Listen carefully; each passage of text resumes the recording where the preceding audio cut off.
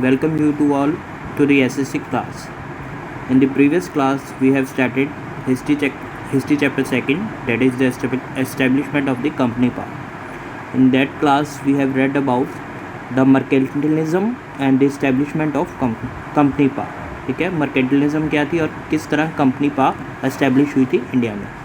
ठीक है, ज़्यादातर जो गुड्स थे ईस्ट से, जैसे सिल्क, कॉटन, ठीक है, पोर्सिलिन चाइना से कॉटन, स्पाइसेस, ज्वेलरी, ठीक है, इंडिया में से हैवी डिमांड की जाती थी फॉरेन ब्रिटिश या वेस्टर्न कंट्रीज में. ठीक है, और वास्को डी गामा ने 1498 में एक जो पोर्तुगीज़ एक्सप्लोरर थे, उन्होंने एक डायरेक्ट सी रूट निकाला था यूरोप से इंडिया में. ठीक है, एंड क्या कहते हैं, इससे क्या हुआ, डिफरेंट ट्रेडिंग कंपनीज एस्टैब्लिश होनी स्टार्ट हुई थी यूरोपियन कंट्रीज़.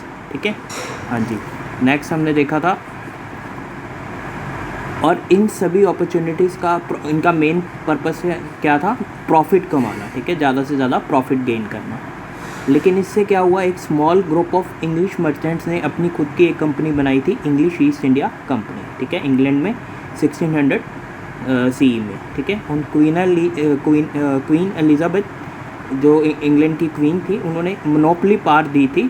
ठीक है, इस कंपनी को. ठीक है, जो भी ट्रेड होगा ईस्टर्न साइड से इंग्लैंड और ईस्ट का, सिर्फ इसी कंपनी के थ्रू होगा और कोई कंपनी ट्रेड में पार्टिसिपेट नहीं करेगी, और मैक्सिमम प्रॉफिट इसी कंपनी को गेन होगा. ठीक है, हाँ जी. एलिमिनेशन कर दिया था बाकी सारी कंपनी का, सिर्फ इंग्लिश ईस्ट इंडिया कंपनी ही ट्रेड करेगी. फिर हमने मर्केंटिलिज्म की पॉलिसी पढ़ी थी. ये एक इकोनॉमिक पॉलिसी थी जो उस टाइम की सबसे पॉपुलर पॉलिसी थी यूरोपियन में. ठीक है, बिटवीन 16 to 18 सेंचुरीज़ में. इसमें क्या था, इस पॉलिसी के अकॉर्डिंग गवर्नमेंट ने अपने सारे क्या कहते हैं इकोनॉमी को ओवरऑल कंट्रोल किया था, ट्रेड को भी, ताकि ज़्यादा से ज़्यादा अपनी कंट्री को पावरफुल बनाए और ज़्यादा से ज़्यादा अपनी वेल्थ इकट्ठी कर पाए. ठीक है, ज़्यादा अपनी वेल्थ अपने पास रखें, और वेल्थ को इकट्ठे करने के लिए उन्होंने एक्सपोर्ट्स को ज़्यादा इंक्रीज़ किया था. मतलब जो भी चीज़ बनाते थे उसको बाहर सेल करते थे, और इंपोर्ट्स डिक्रीज़ कर दिए थे. वो बाहर की किसी कंट्री से कोई भी चीज़ लेते नहीं थे, जिससे उन्हें ज़्यादा से ज़्यादा उनकी खुद की वेल्थ उनकी कंट्री में स्टोर रहती थी. ठीक है, और क्या कहते हैं, उनका कोई भी अपनी कंट्री की जो वेल्थ थी, उन्हें कोई डर नहीं था भी वो उनकी कंट्री से बाहर निकलेगी. ठीक है, और इससे क्या हुआ, दस the mercantilism promoted the exploitation of the other countries for domestic. इससे क्या हुआ, उन्होंने दूसरी कंट्रीज़ की एक्सप्लॉयटेशन करनी स्टार्ट, उन्हें मतलब ये नुकसान पहुंचाना शुरू कर दिया, क्योंकि उनके गुड्स जब उनकी कंट्री में अंदर आते थे उनसे उन्हें काफ़ी क्या कहते हैं वेल्थ एक्यूमुलेशन करते थे, और उन्हें इकोनॉमिकली भी एक्सप्लॉयट करते थे. ठीक है, थर्ड पॉइंट क्या था, mercantilism believed in the establishment of colonies. वो क्या बिलीव करते थे, ज़्यादा से ज़्यादा अपनी कॉलोनीज सेटअप करनी चाहते थे दूसरी, जिससे भी वो ट्रेड करते थे. ठीक है, इसलिए इंडिया में भी उन्होंने ज़्यादा अपनी कॉलोनीज़ की सेटअप करनी स्टार्ट की, क्योंकि इंडिया एक ऐसा कंट्री था जिसमें रॉ मटेरियल्स बहुत थे. इसलिए इंग्लैंड ने उनसे अपने रॉ मटेरियल लिए. ठीक है, फिर उन रॉ मटेरियल से उन्हें अपने गुड्स प्रोड्यूस किए और फाइनली इंडिया की मार्केट में सेल किए, जिससे क्या कहते हैं, ब्रिटेन को कुछ भी यूज़ नहीं, मार्केट का उन्हें कोई भी यूज़ नहीं करना पड़ा. जो भी रॉ मटेरियल इंडिया से लेके अपने गुड्स अपने कंट्री में बना के फिर इंडियन मार्केट में सेल किया, जिससे क्या कहते हैं इंडियन वेल्थ को नुकसान हुआ और ब्रिटिशर्स को ज़्यादा प्रॉफिट हुआ. ठीक है, इंग्लिश ईस्ट इंडिया कंपनी ने क्या कहते हैं इसी प्रिंसिपल्स पे, मर्केंटिलिज्म के बेस पे अपना सारा ऑपरेशन किया था. ठीक है, और उन्होंने इंडिया की ज़्यादा से ज़्यादा रिसोर्सेज और वेल्थ अपने पास रखी थी, और बदले में इन्होंने कुछ भी विदाउट गिविंग एनीथिंग बैक, इसके बदले में उन्होंने कुछ भी उन्हें नहीं दिया. ठीक है, और इस तरह इसको इफ़ेक्टिवली करने के लिए इन्होंने सभी कॉम्पिटिटर्स जो उनके अदर कंपनीज जो कंपटीशन में थी सबको बाहर कर दिया. ठीक है, अदर यूरोपियन कंपनीज को. ठीक है, हाँ जी. फिर 1615 में इस इंग्लिश ईस्ट इंडिया कंपनी को कुछ परमिशन मिली थी मुग़ल एम्परर जहांगीर से अपनी ट्रेडिंग फैक्ट्रीज सेटअप करने के लिए. फर्स्ट फैक्ट्री उन्होंने सूरत में बनाया था, जहाँ पे उनकी फर्स्ट इंग्लिश सेटलमेंट बनी थी वेस्टर्न कोस्ट ऑफ इंडिया में. ठीक है, और यहाँ पे कंपनी ने धीरे धीरे और भी अपनी नई नई फैक्ट्रीज सेटअप की थी, मद्रास में, बंगाल में. ठीक है, बॉम्बे में. ठीक है, और धीरे धीरे ये नई पोस्ट बड़ी बड़ी प्रेसिडेंसी टाउन्स बन गए थे, अच्छे मतलब फेमस टाउन्स बने थे। मद्रास बना 1684 में, बॉम्बे 1687 में, कलकत्ता अराउंड 1699 में। ठीक है, on the course of the time ये क्या कहते हैं, presidency towns become the chief administrative centres of the Britain. धीरे धीरे ये बड़े बड़े सेंटर सारे ब्रिटेन को ब्रिटिशर्स के लिए मेन कंट्रोलिंग सेंटर बने, जहाँ से उन्होंने इंडिया पे पूरा अपना कंट्रोल सेटअप किया। ठीक है, फिर इसके बाद different English East India company और अदर यूरोपियन ट्रेडिंग पावर्स के बीच में कंपटीशन बढ़ता चला गया। ठीक है, लेकिन फाइनली ब्रिटिश ने अपनी विक्ट्री गेन रखी। ठीक है, अपनी मेन पावर होल्ड करके रखी। ठीक है, बाकी सभी ट्रेडिंग कंपनीज़ को एलिमिनेट कर दिया। सिर्फ एक फ्रेंच ऐसी कंट्री थी जिसके साथ ब्रिटेन का मेन कंपटीशन चल रहा था। ठीक है, जिसके कारण इन दोनों कंट्रीज़ के बीच में कई वार्स हुई। इन वार्स को क्या कहते थे, ट्रेड वार्स। हाँ जी, नेक्स्ट देखो, द ट्रेड वार्स। ठीक है, Britain and France had a long history of rivalry which continue in India for establishing their economies। ठीक है, for establishing their colonies। Britain और फ्रेंच की लॉन्ग हिस्ट्री थी राइवलरी की, मतलब लड़ाई की। ठीक है, जो इंडिया में भी कंटिन्यू रही, क्योंकि वो दोनों ही अपनी कॉलोनीज़ को सेटअप करना चाहते थे इंडिया में। ठीक है, बिटवीन 1746 टू 1763।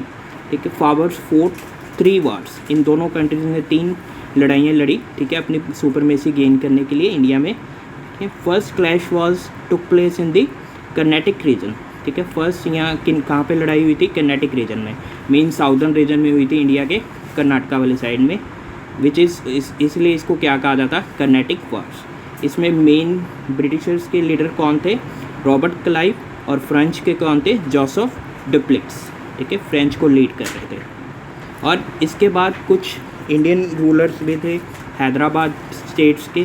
ठीक है, कर्नाटिक रीजन के और मैसूर के, जो जिनकी वजह से इनके खुद के बीच में भी कन्फ्लिक्ट होना स्टार्ट हो गया, मतलब मतभेद होना स्टार्ट हो गया था। ठीक है, और जिससे फ्रेंच और ब्रिटेन ने इस चीज़ का फ़ायदा उठाया और उन्होंने अपने आप को इकट्ठा अलाइड कर लिया। ठीक है, और फ्रेंच क्या कहते हैं, काफ़ी उन्हें इन सभी वार्स में मतलब हार का सामना करना पड़ा था। लेकिन they were allowed to only retain only 2 trading post. लेकिन उन्हें सिर्फ 2 फैक्ट्री सेटअप करने की परमिशन मिली थी इंडिया में।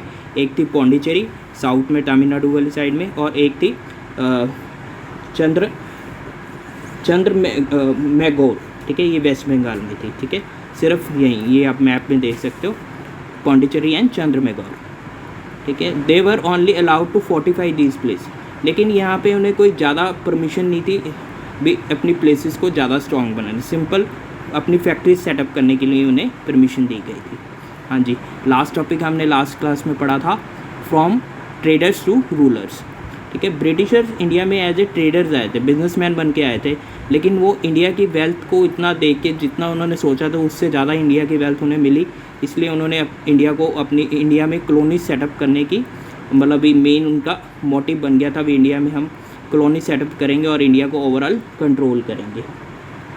ठीक है, और क्या कहते हैं, जिससे अदर यूरोपियन जो ट्रेडिंग कंपनीज थी इंडिया में, उनकी वेल्थ के लिए ग्रीडी बन गई थी, मतलब उनके अंदर भूख थी भी इंडिया की वेल्थ को गेन करना है। और उन्होंने स्टार्ट कर दिया इंडिया को कॉलोनाइज, मतलब इंडिया पे पूरा अपना कंट्रोल सेटअप करना स्टार्ट कर दिया था। और जिससे क्या हुआ, मुग़ल एम्पायर का डिक्लाइन होने की वजह से जब इंडिया में कोई लीडरशिप नहीं रही तो राइवलरी डिफरेंट रीजनल किंगडम्स के बीच में होने लगी, और जो उनके लिए सूटेबल सिचुएशन बन गई थी। ठीक है, that devised 3 principal method. India को कॉलोनाइज करने के लिए उन्होंने 3 मेथड यूज़ किए थे। वो मेथड्स कौन से थे, direct warfare, subsidiary lines and the doctrine of lapse. ठीक है, कौन से थे, direct warfare, subsidiary lines and doctrine of lapse. ठीक है, now we are going to discuss this method. First is the direct warfare.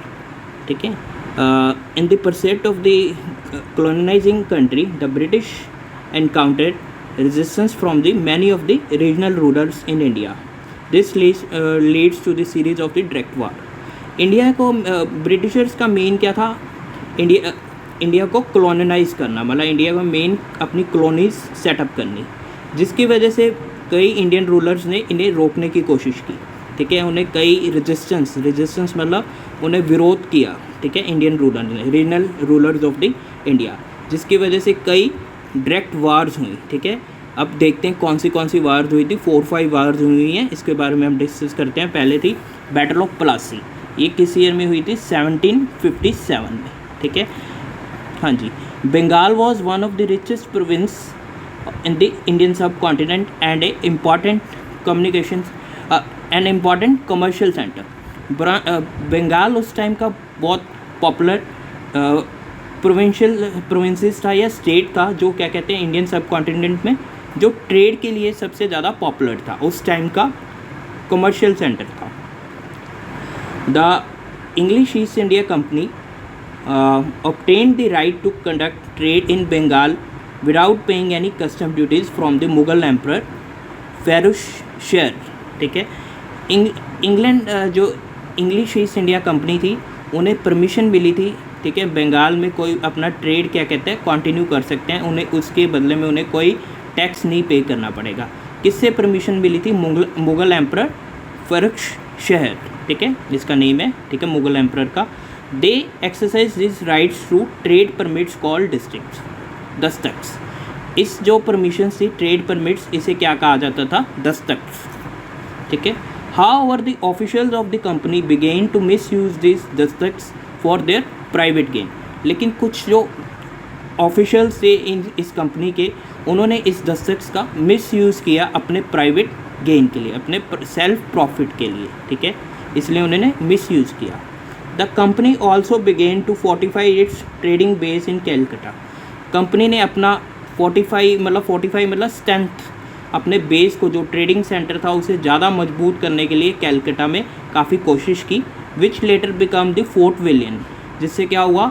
Fort विलियन बन चुका था वो, मतलब उनका एक सेंटर बन चुका था, मतलब फोर्ट विलियन मतलब प्रॉपर ट्रेडिंग बेस बन गया था, ठीक है। नेक्स्ट देखो, Ali Vardi Khan the nawab of Bengal tried to stop this Britishers from misusing the दस्तख्त। एक अली वर्दी खान थे जो बंगाल के नवाब थे, उन्होंने ब्रिटिशर्स को स्टॉप किया भी इस दस्तख्त को मिसयूज़ करने से, ठीक है। His grandson and successor Sirajuddaula, ठीक है, उनके ग्रैंडसन या उनके सक्सेसर थे, उन्होंने भी ब्रिटिशर्स को आस्क किया भी अपनी फोर्टिफिकेशन वापस ले लें, जो उन्होंने मजबूत ट्रेड बेस बनाया हुआ है इसे ख़त्म करें, ठीक है। When they refuse he attacked and occupied the fort in 1756। जब ब्रिटिशर ने रिफ्यूज़ किया तो उन्होंने जो नवाब थे बंगाल के, उनके सक्सेसर, उन्होंने अटैक कर दिया, ठीक है, फोर्ट पे जो ब्रिटिशर्स ने इस्टेब्लिश किया हुआ था 1756 में। However the Robert Clive the commander of the British troops soon manage to recapture the fort William in 1757। लेकिन उसके बाद जो रॉबर्ट क्लाइव थे, जो ब्रिटिश आर्मी के कमांडर चीफ थे, उन्होंने उसका क्या किया, उसे क्या कहते हैं, दोबारा रिकैप्चर कर लिया, ठीक है। किस चीज़ को? उस फोर्ट को, ठीक है, फोर्ट विलियन, जो पहले किसने, ब्रिटिश ने इस्टेब्लिश किया था और बाद में किसने क्या कहते हैं उसे रिकैप्चर कर लिया था? इंडियन बंगाल के नवाब थे, ठीक है, सिराजुद्दौला, ठीक है। फिर उन्होंने बाद में रॉबर्ट क्लाइव ने क्या कहते हैं 1757 में उसे दोबारा रिकैप्चर कर लिया, ठीक है। To consolidate the British power further, the Clive entered into the conspiracy with Mir Jafar, the commander chief of the nawab army. फिर ब्रिटिश पावर को और मजबूत करने के लिए जो क्लाइव थे, रॉबर्ट क्लाइव, उन्होंने एक कॉन्स्पिरेसी, एक सीक्रेट प्लान बनाया मीर जाफ़र के साथ। मीर जाफ़र कौन थे? कमांडर चीफ थे नवाब की आर्मी के, इंडियन नवाब के, बंगाल में जो नवाब थे उनकी मिलिट्री के कमांडर थे, ठीक है। When the Clive and the Sirajuddin-Ullah met in the Battle of Plassey in 757, जब सिराजुद्दौला और क्या कहते हैं नवाब क्या कहते हैं क्लाइव की बैटल चल रही थी प्लासी में 757 में, मीर जाफ़र अबंडेड, ठीक है, Sirajuddin who was the force to flee. उन्हें क्या कहते हैं, मीर जाफ़र ने उन्हें छोड़ दिया, सिराजुद्दौला से की आर्मी को छोड़ दिया और वहाँ से भाग निकले, ठीक है, फोर्स टू फ्ली, वहाँ से उन्हें भागना पड़ा, ठीक है। The British won the battle, British क्या कहते हैं प्लासी की बैटल जीत गए।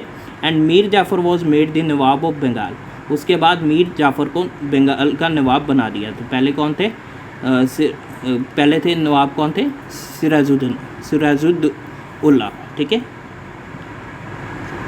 The battle of Plassey paved the way for the establishment of British rule in India. इससे जब बैटल ऑफ प्लासी से क्या हुआ, जीतने के बाद बंगाल में, उसके बाद क्या कहते हैं, ब्रिटिशर्स को एक रास्ता मिल गया था अपना रूल एस्टेब्लिश करने में इंडिया में, ठीक है। Clive was made the governor general of Bengal, ठीक है। क्लाइव को क्या कहते हैं, रॉबर्ट क्लाइव को गवर्नर जनरल बना दिया था बंगाल का। And the nawab of Bengal became mere puppets in the hands of the britisher.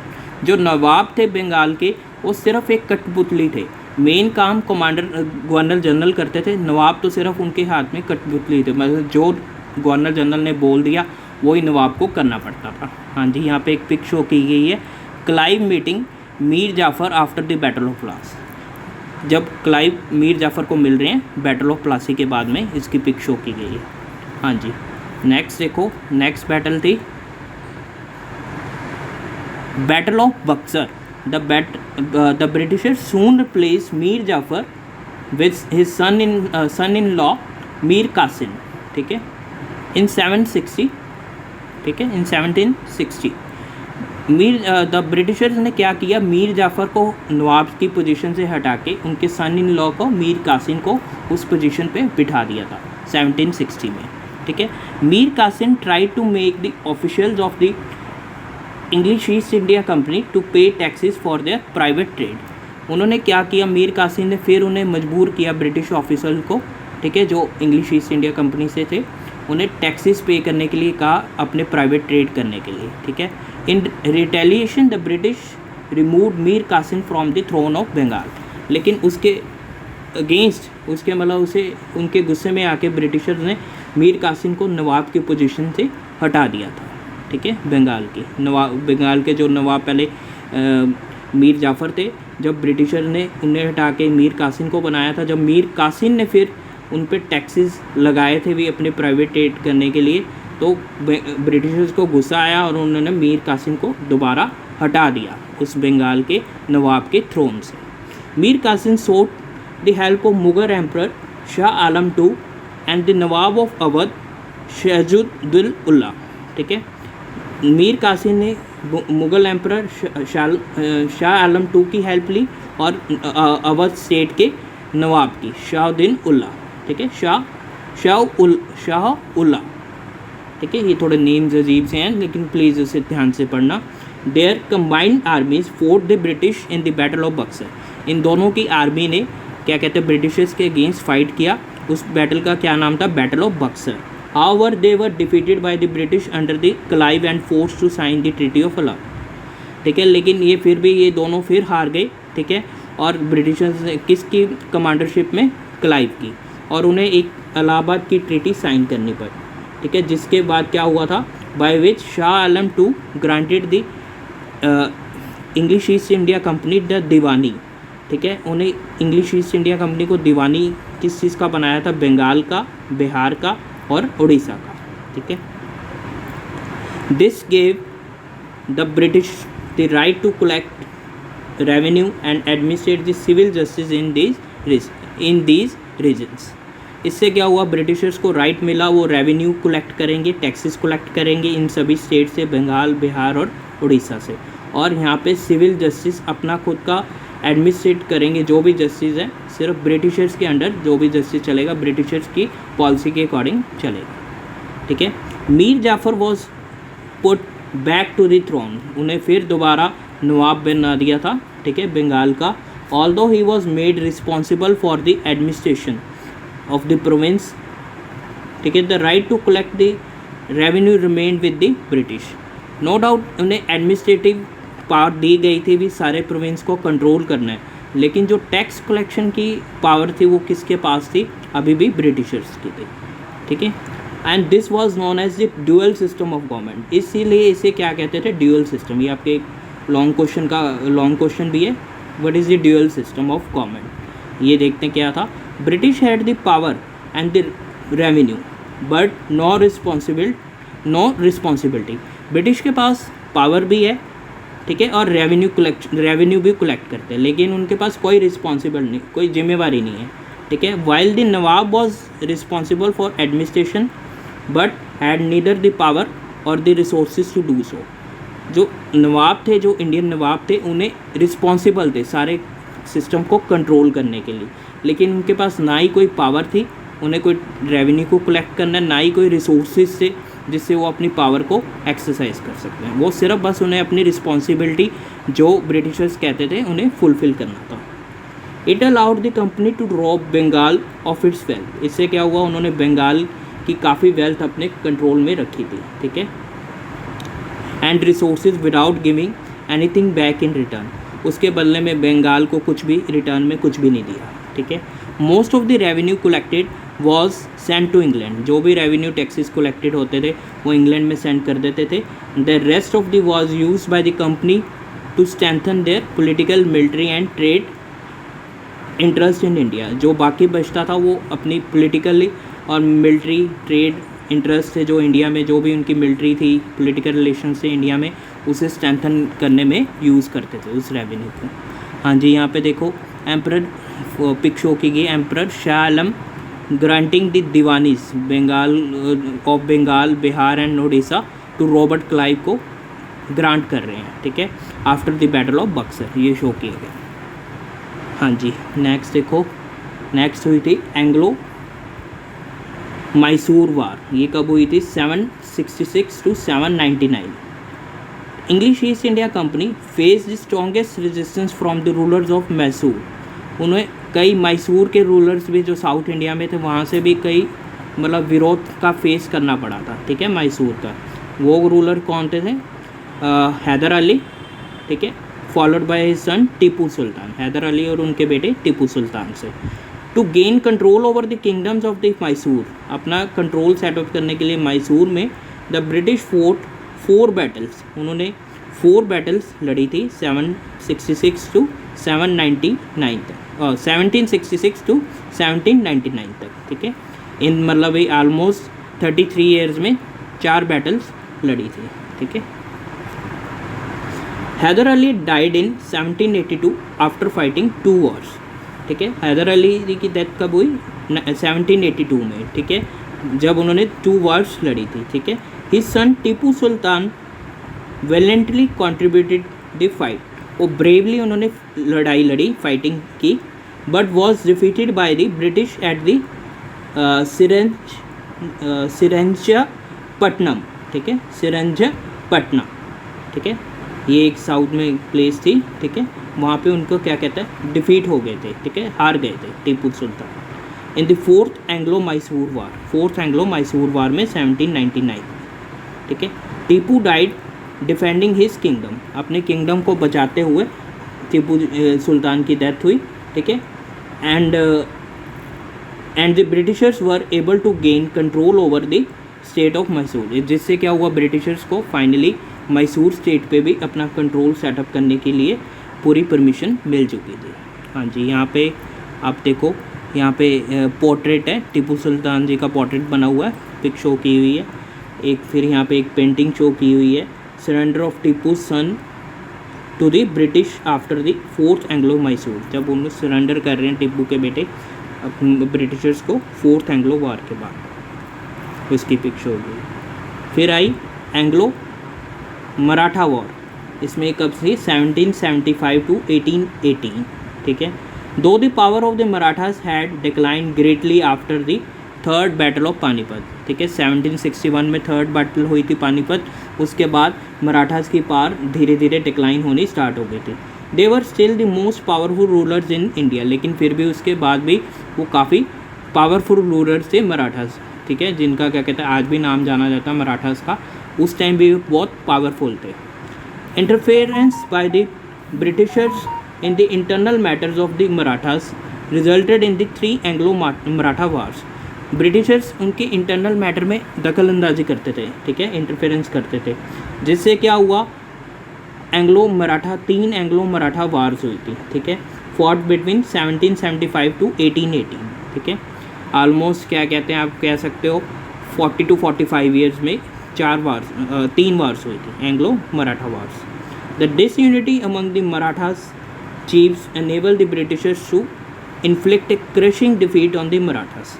क्योंकि इंडिया में भी उस टाइम भी और आज के टाइम भी डिसयूनिटी थी, जो भी रूलर्स होते थे उनमें एकता नहीं होती थी, जिसका ब्रिटिशर्स को फ़ायदा मिला और उन्होंने इन्हें हरा दिया, क्रशिंग डिफीट की मराठास के ऊपर। ठीक है, eight the end of these 3 Wars the post of the Marathas Peshwa was abolish. जो पहला पेशवा राव, बाजीराव वगैरह के पोस्ट रिजर्व थी, उससे मराठास, जब मराठास तीनों वार में हार गए तो जो पोस्ट पेशवा जी की रिजर्व थी उसे ख़त्म कर दिया ब्रिटिशर्स ने। And large parts of the Maratha kingdoms were annex, जिससे क्या हुआ, लार्ज पार्ट जो मराठास का था वो अपने कंट्रोल में ले लिया। हाँ जी, यहाँ देखो पेंटिंग शो की हुई है एंग्लो मराठा वार्स की, किस तरह वार हो रही है उसकी पेंटिंग दिखाई गई है।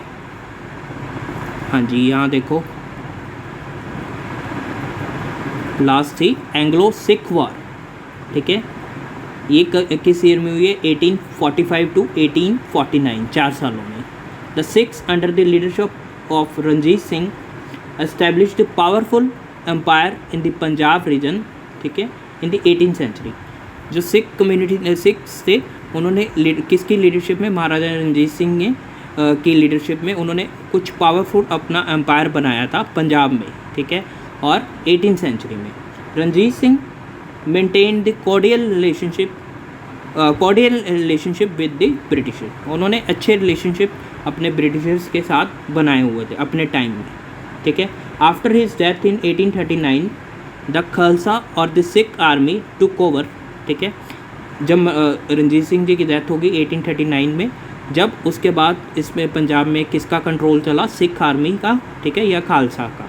ठीक है, खालसा या सिख आर्मी का। Unlike the Ranjit Singh the Khalsa distrusted the Britishers. जो पहले रणजीत सिंह जी के अच्छे रिलेशन थे ब्रिटिशर्स के साथ, वैसे खालसा या सिख आर्मी के नहीं रहे। वो ब्रिटिशर्स पे ट्रस्ट नहीं करते थे, भरोसा नहीं करते थे। ठीक है, as the Britishers began to increasingly interfere in the affairs of the Sikhs. इस जैसे वो मराठास के इंटरनल इंटरफेरेंस करते थे अफेयर्स में, वैसे उन्होंने सिख कम्युनिटी के अफेयर्स में भी इंटरफेरेंस करनी स्टार्ट कर दी। फिर जिसके बाद 2 एंग्लो वार्स, सिख वार्स हुई थी, वर फोर्ट बिटवीन 1845 एंड 1849। 4 सालों में 2 वार्स हुई थी, Anglo Sikh wars. At the end of the second Anglo Sikh war, ठीक है, 1848 टू 1849 में ये वार चली थी, सेकेंड एंग्लो सिख वार। ठीक है, Sikh army was defeated, Sikh army की इसमें हार हुई।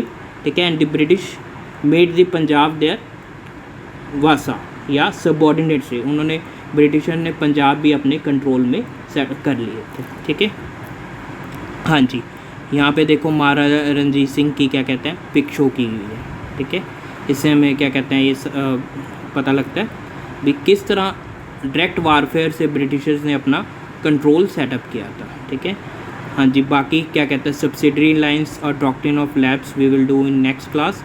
सो kindly read this chapter up to the page number 14 up to the topic the Anglo-Sikh Wars. If you have any doubt, you can ask me. So thanks and have a nice day.